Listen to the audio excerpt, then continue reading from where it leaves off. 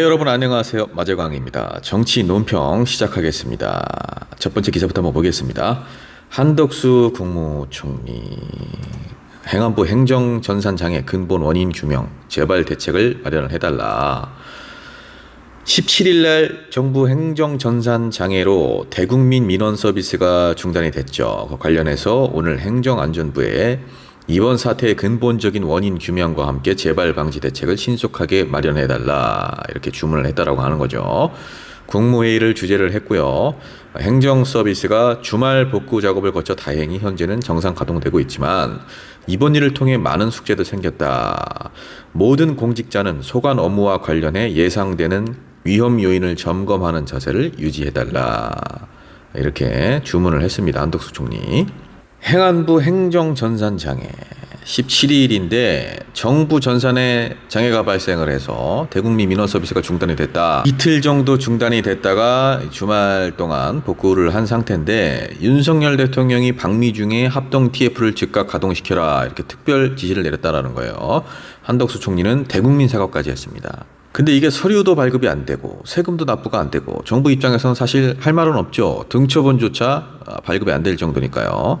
국가재난에 버금가는 초유의 사태다 이렇게까지 얘기를 했는데 시스템 정상화, 원인 규명 이런 것들을 주문을 했죠. 국정원에서는 시스템 장애 그리고 사이버 공격 등 다양한 가능성을 열어놓고 있다. 여러분들 윤석열 정부가 그동안 보여준 패턴을 우리가 한번 돌이켜보면 이 사태를 어떻게 마무리를 지을지 우리는 크게 몇 가지로 예측을 해볼 수가 있습니다. 첫 번째, 북한 탓을 한다. 두 번째, 하위 공무원 탓을 한다. 세 번째, 문재인 정부 탓을 한다. 네 번째, 역시나 아무도 책임지지 않고 어물쩍 넘어가며 국민의힘은 옹호를 한다. 다섯 번째, 다른 사건을 터뜨려서 화제를 돌린다. 아니나 다를까 국민의힘에서 벌써 시동을 걸고 있죠. 국가기관의 전산망 사업에 대기업도 참여를 해야 한다. 특정 정부의 잘못이 아니라 역대 정부에서 누적된 결과다. 이렇게 또 전 정부에 어떻게 연결고리가 없을까 꼬투리를 잡으려고 하는 모습을 보여주고 있습니다. 대기업이 공공전산망 사업에 참여를 못하게 한 거 아니냐. 중소기업에서 개발을 해서 이렇게 된 거 아니냐. 뭐 이런 말이죠.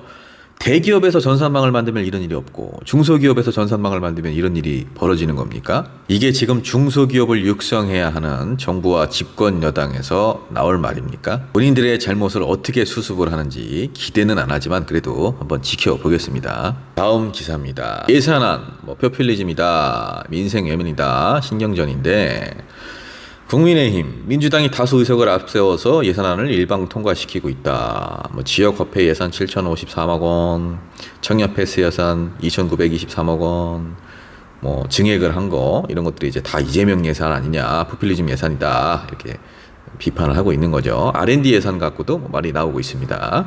그런데 지금 여야가 이렇게 신경전을 펼치고 있는 가운데 한번 생각을 우리가 해보면 지역 경제를 활성화하는데 지역화폐가 굉장히 큰 도움이 돼요. 지금 수요가 너무 줄었어요. 경제라는 게 수요가 없으면 공급도 같이 침체가 되는 건데 공급 역량이야 기술의 발전으로 충분하지만 사람들이 소비를 안 하는 이 시점에 지역화폐의 중요성이 대두된 지 이미 오래입니다. 골목상권, 지역상권 침체되다 못해서 죽어가고 있죠. 이런 상황에서 뚜렷한 대책도 없으면서 지역화폐의 예산이 포퓰리즘이다. R&D 예산도 마찬가지죠. 분명히 얼마 전에 연구자들과의 간담회에서 연구자들이 현장 상황을 제대로 반영을 못한다고 지적을 하니까 사과를 했죠. 그래놓고서는 뒤에 가서 이렇게 또 R&D 예산 왜 증액하냐고 한입 갖고 두 말을 하고 있습니다. 청년 패스 예산, 이거는 일종의 교통복지 차원에서 시행이 되는 건데 청년이 월 3만 원만 되면 지역 불문하고 어떤 교통수단이건 간에 이용이 가능하게끔 횟수의 제한도 없어요. 그런 시스템인데 정부에서 이제 이 부분을 지적을 하는 거죠. K패스라고 그래서 대중교통을 월 23회 이상 이용을 하는 국민들에 한해서 청년 그리고 기초수급자들 일정 부분 교통비로 환급을 받을 수 있는 시스템을 내년에 도입을 할 건데 왜 굳이 청년 패스를 도입을 하느냐. 이중이다 이거죠. 환급이 청년 같은 경우에는 K패스는 30%를 이제 환급을 받을 수 있는 건데 이게 지금 논의를 안 했다는 거예요. 정부랑 상의를 안 하고 왜 예산을 증액을 하려고 하냐 이런 주장인 건데 저는 지금 청년 패스다 K 패스다 어떤 정책이 더 낫다 이런 부분은 좀 차치하고 하나 지적을 하고 싶은 거는 이런 문제들이 자꾸 발생을 하는 이유 이거는 거꾸로 그동안 정부가 야당을 너무나 무시했어요.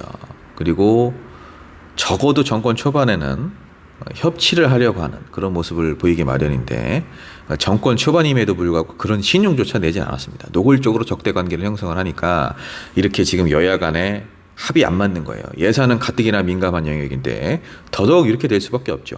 야당을 이렇게 탄압을 하는데 정부와 사전에 논의를 해서 예산을 조율을 하겠습니까? 그게 안 되죠. 결국에 이렇게 되면 다 따로따로 노는 겁니다. 애시당초 편을 가른 건 윤석열 정부입니다.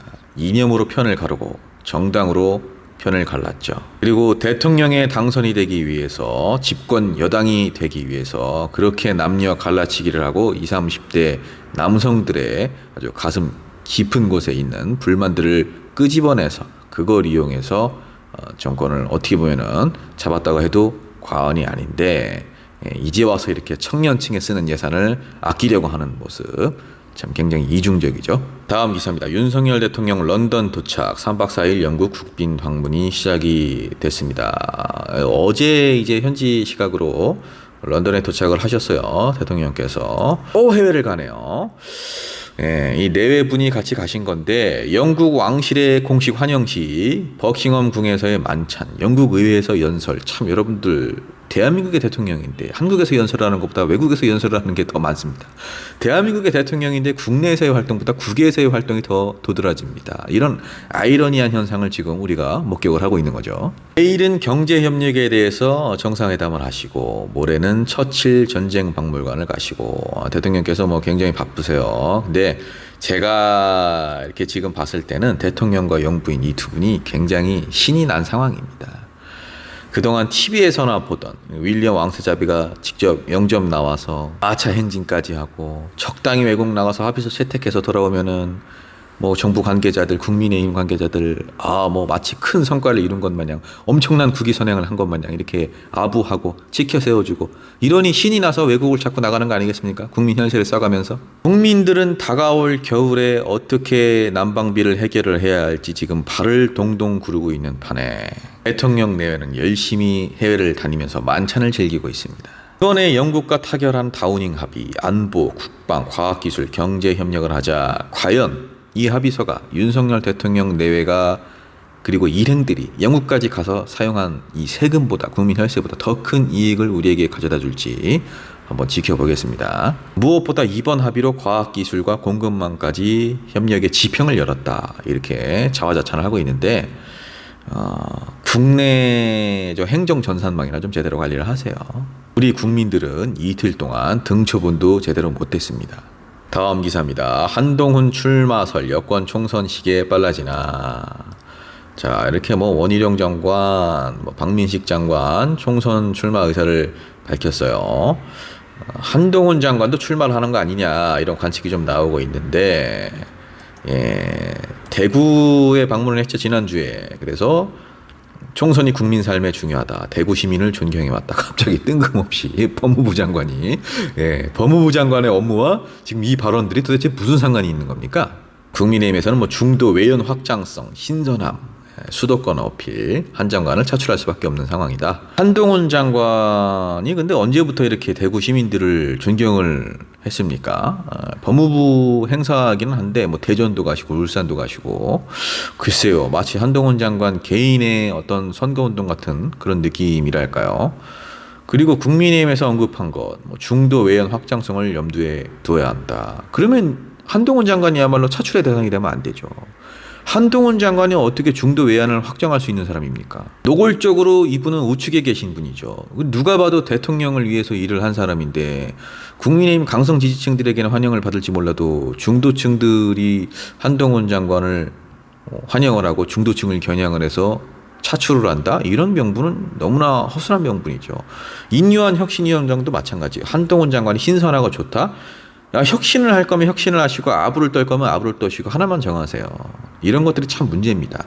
한동훈 장관이 제2의 윤석열을 꿈꾸는 건지 아니면 주변에서 자꾸 부추겨서 이렇게 휩쓸리는 건지 뭔지는 모르겠지만 본인 마음은 본인만 알겠죠.